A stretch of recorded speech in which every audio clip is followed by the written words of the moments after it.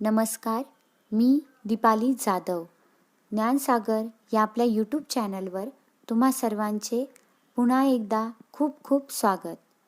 प्रत्येक इयत्तेमधील भूगोल विषय आपण वस्तुनिष्ठ स्वरूपात अभ्यासत आहोत. चला तर मग सुरुवात करूया.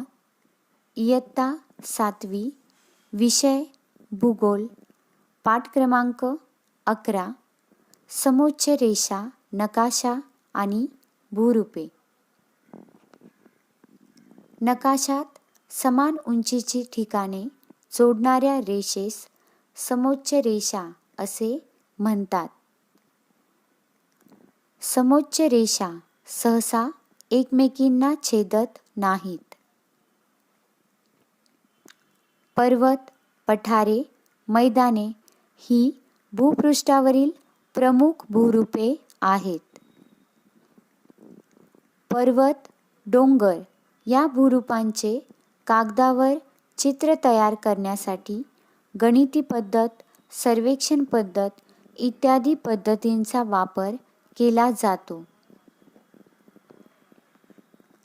भूपृष्ठावरील विविध भूरूपांचा अभ्यास करताना भूरूपांची समुद्रसपाटीपासूनची उंची, उंच सकलपणा, उताराची दिशा, जलप्रवाह इत्यादींचा अभ्यास केला जातो.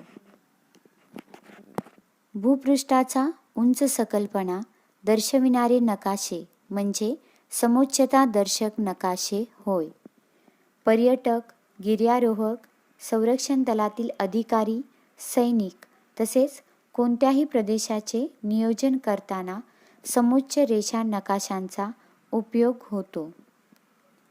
समोच्च रेषातील अंतरावरून उताराची कल्पना येते.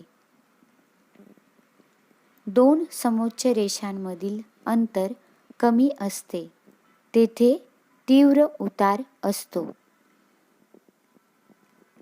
शेतकऱ्यांना समोच्च रेषांमुळे पावसाचे पाणी उंचावरील प्रदेशातून कोणत्या दिशेने वेगाने व कोणत्या दिशेने संत येते हे समजते. याचा फायदा शेतकऱ्यांना शेती भागात होतो. प्रदेशातील भूरूपांचे व उंचीचे वितरण समोच्चता दर्शक नकाशाच्या सहाय्याने दर्शविले जाते.